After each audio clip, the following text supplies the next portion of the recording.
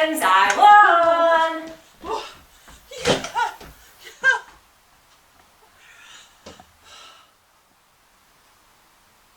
Go.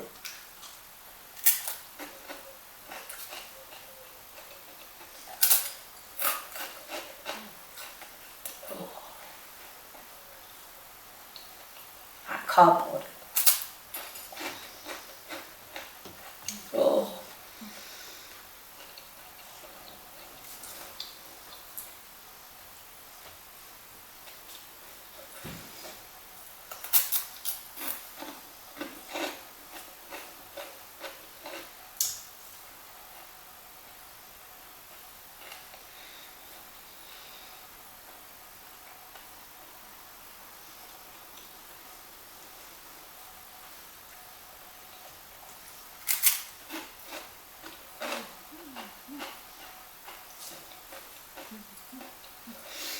I think Mary's going to win this one.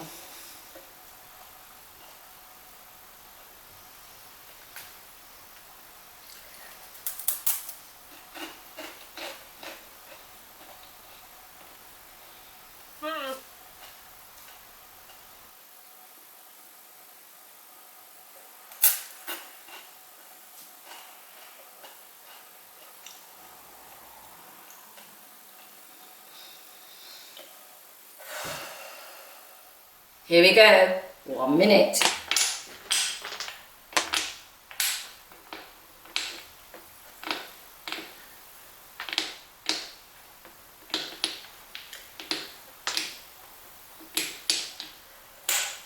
Not doing as well this time.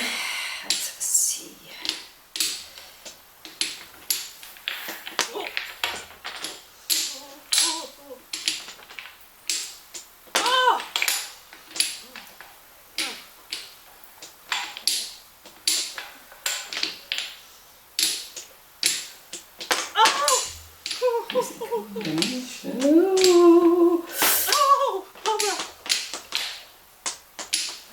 Ooh, I've done the whole pack.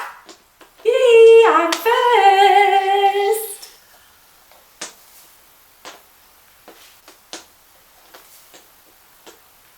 Is a minute up yet, Dave? Oh. Okay, Debs, you came first. They were really fun challenges. I wonder whether you and your family have done any challenges on Zoom or online over these lockdowns. In the first lockdown, we have some really good friends who live in Northampton, and they sent us a challenge every week. The first week was to do a challenge with a ball. We had to throw it against a wall and catch it 10 times with both hands, 10 times with our right hand, and then 10 times with our left hand. And all the family had to write down their score and see who was the quickest. And then each challenge we added the scores on. There was another challenge where we had to disguise ourselves. There was a third challenge that was the cup challenge. You've probably had a go at that, and you can see some of the images on the screen.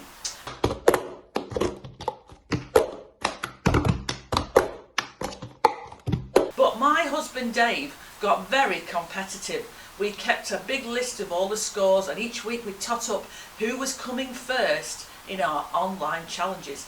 But it was great fun. When my son Toby was a little boy, he used to love me reading him a story called Alfie Gets In First. There's a whole series of books by somebody called Shirley Hughes about Alfie and his little sister Annie Rose and the adventures they got up to. Well, in this particular book, Alfie Gets In First, Alfie and his mum and his sister had gone shopping, and on the way home, Alfie ran on ahead. And while his mum is sorting out the shopping and the pushchair, Alfie runs up the steps, runs through the door and shuts the door. Alfie gets in first, except Alfie is on the inside and he can't reach the latch of the door to get out, and his mum and his sister are on the outside. Getting in first wasn't such a great idea at this point. I wonder, how many times have you ever said, "Me first? Can I have the first go?" There are lots of things that it's good fun to be the first one to do. For example, I love being the first one to walk in our garden or down the path when it's been snowing, the first person to make those footprints in that clean, fresh snow. I wonder, what sort of things do you like being the first to do? Why don't you pause the video and have a chat with your classmates or at home with your family and have a chat about what you like doing first.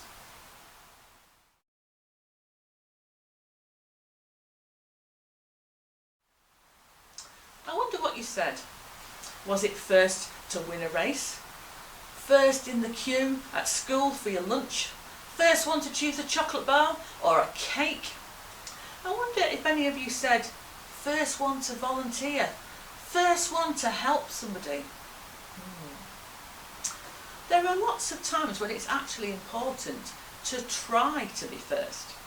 My daughter Maisie used to love cross-country racing, but her head teacher used to get quite cross with her because she said Maisie was far too polite. If somebody came close to Maisie, Maisie would dodge sideways so that the runner could get past. If you want to win a race, you've got to come first. But is it always important to win or to be first? Pause the video and have a think about that question.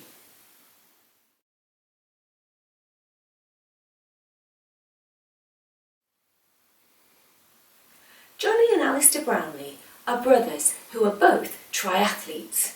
Now, triathletes take part in events called triathlons, which are basically huge long races which have 3 parts to it: swimming, cycling and finally a running race.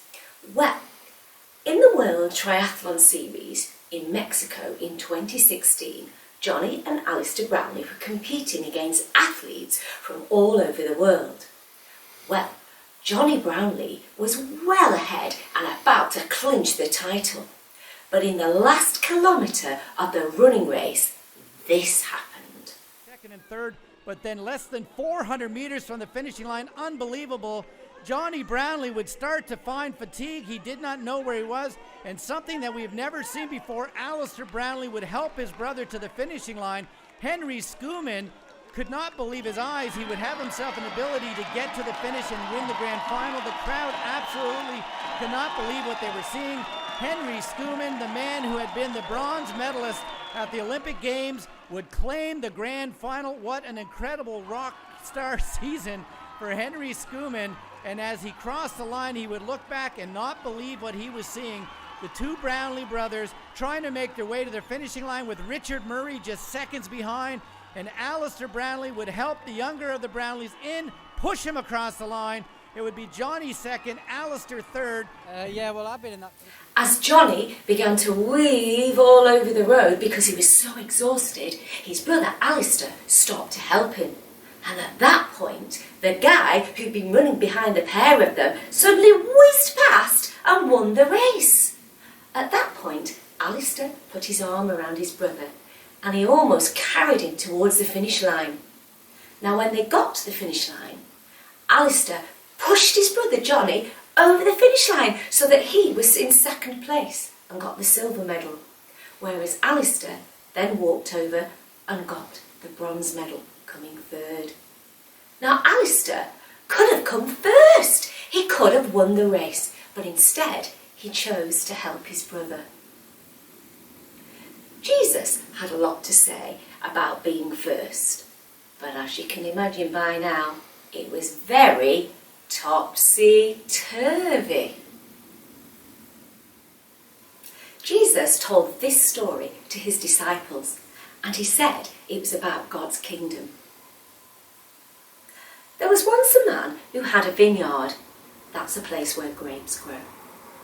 And he needed workers to harvest those grapes. So one day, early in the morning at the crack of dawn, he went to the marketplace to hire some workers. "Who would like to come and work for me?" he said.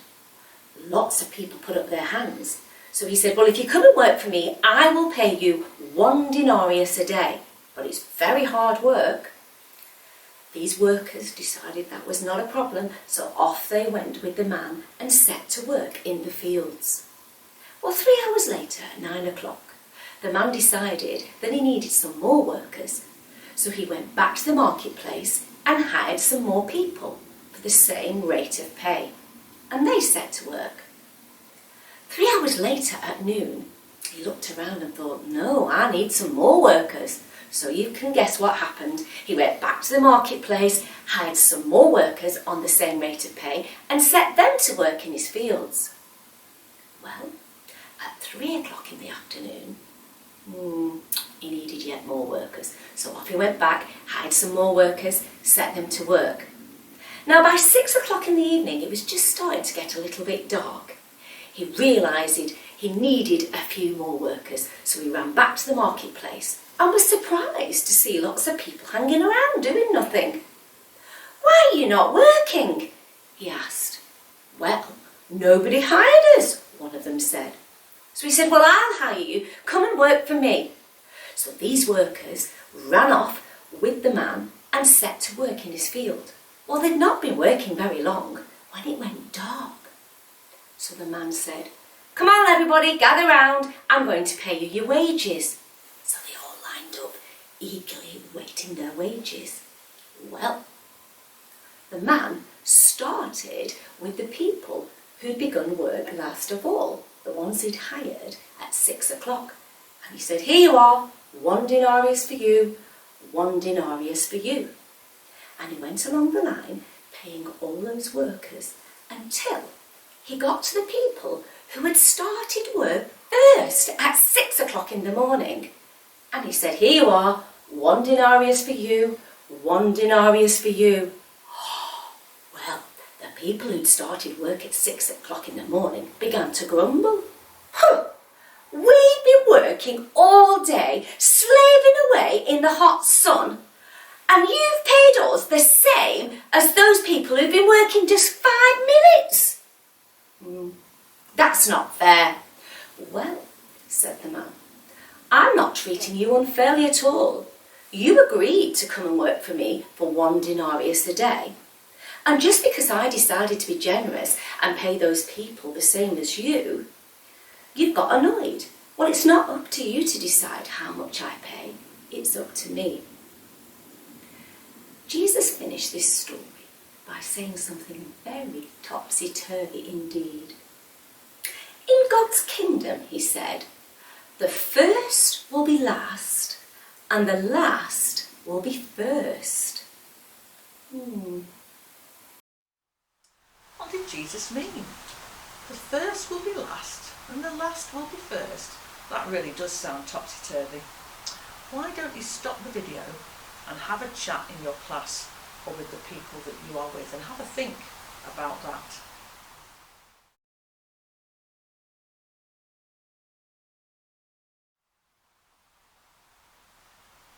I wonder what ideas you came up with. Well, what Jesus was saying is that in God's kingdom, nobody is more important than anybody else. Everybody is equal. You can't earn yourself first place in God's kingdom by being rich, or by being clever, or having an important job, or by people thinking really highly of you. God is generous, and he treats everyone the same, just like the owner of the vineyard in today's story. Last week we thought about the letters WWJD. What would Jesus do? It's more important to follow the example set by Jesus, who served others, rather than wanting to try to be first and being served instead. That's what makes somebody great. Now that's hard. So we're going to ask God to help us to be people who don't want to be first all the time, but who are prepared to serve others. If you want to make this prayer your own, listen to the words I say, and then you can say Amen, which means that I agree. Or otherwise, just think about the story and our assembly today. Let's talk to God. God, it's great to want to be first in a race or a challenge, to train hard and to do our best. But it's not so great to always want to be first, or to think that we are more important than anyone else. When it comes to other people, Help us to remember that you treat us all equally and that you want us to do the same. Amen. I think there's time for just one more challenge, Debs. How about the After 8 challenge?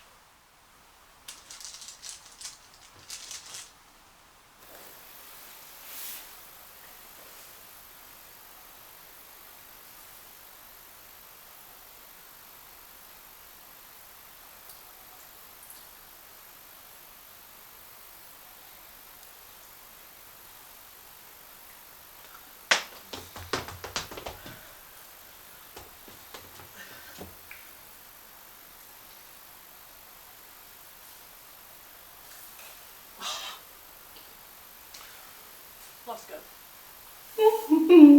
Delicious.